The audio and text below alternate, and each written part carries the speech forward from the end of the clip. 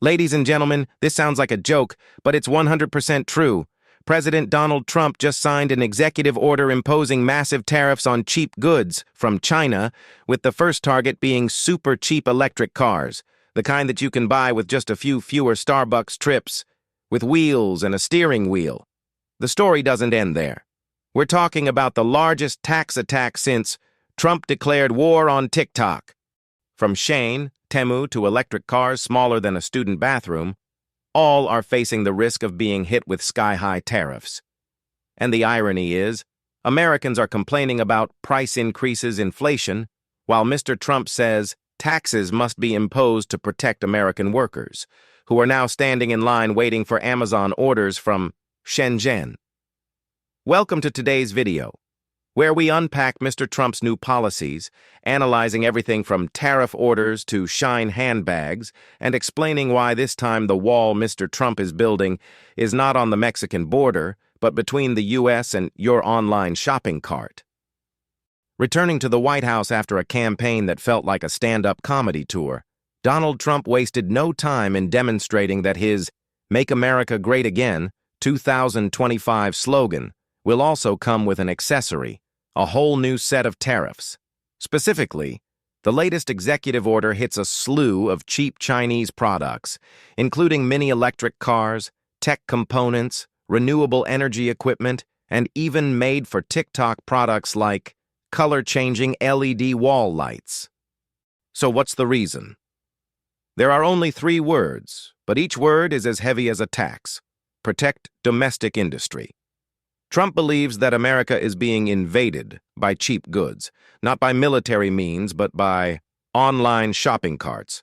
Super cheap products imported from China are suffocating American manufacturers, paralyzing domestic industry, and, according to him, causing America to gradually lose its manufacturing soul. But there's also a political calculation behind the tariffs. In 2024, Trump won the votes of millions of factory workers in states like Michigan, Ohio, and Pennsylvania, places that have been hit hard by the shift of manufacturing to China.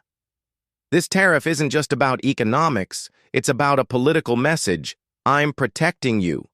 And if it's not enough, I'll tax you more until you feel protected.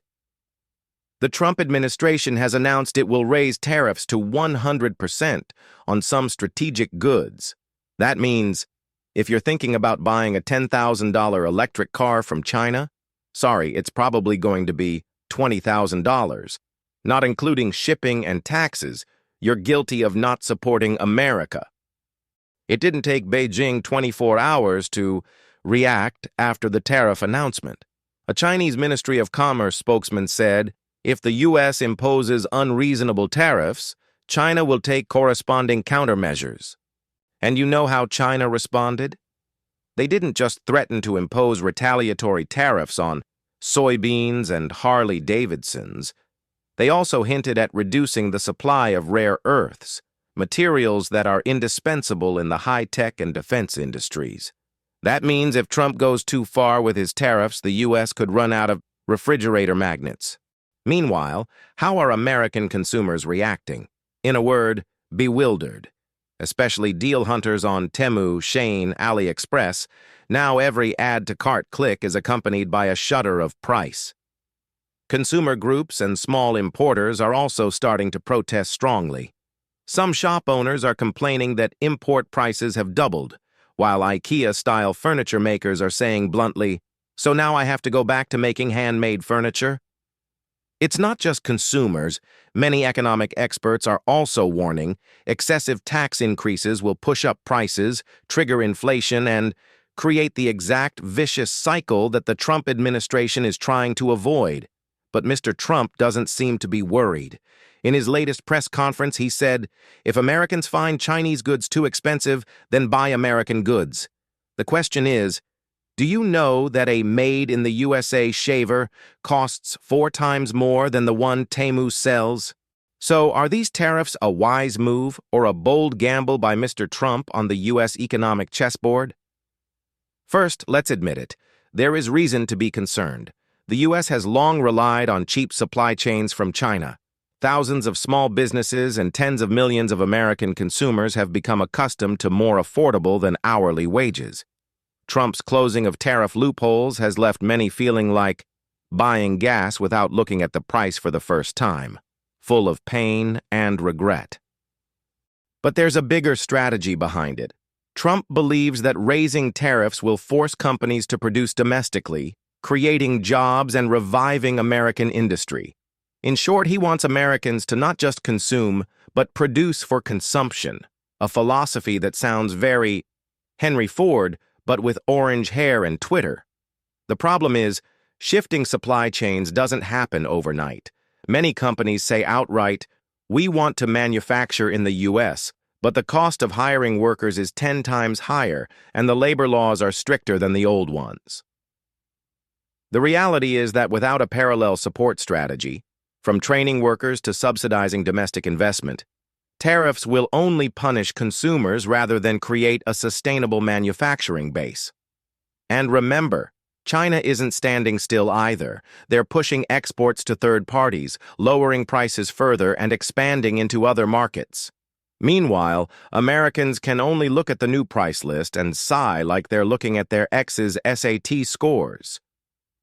With his new tariffs, President Trump is betting on a future where goods will be made in USA instead of made in China. A bold, radical vision, and of course as risky as investing in crypto in 2021. Because if things go as Trump hopes, America will have more jobs, a resurgent industry, and a more strategically independent economy than ever before.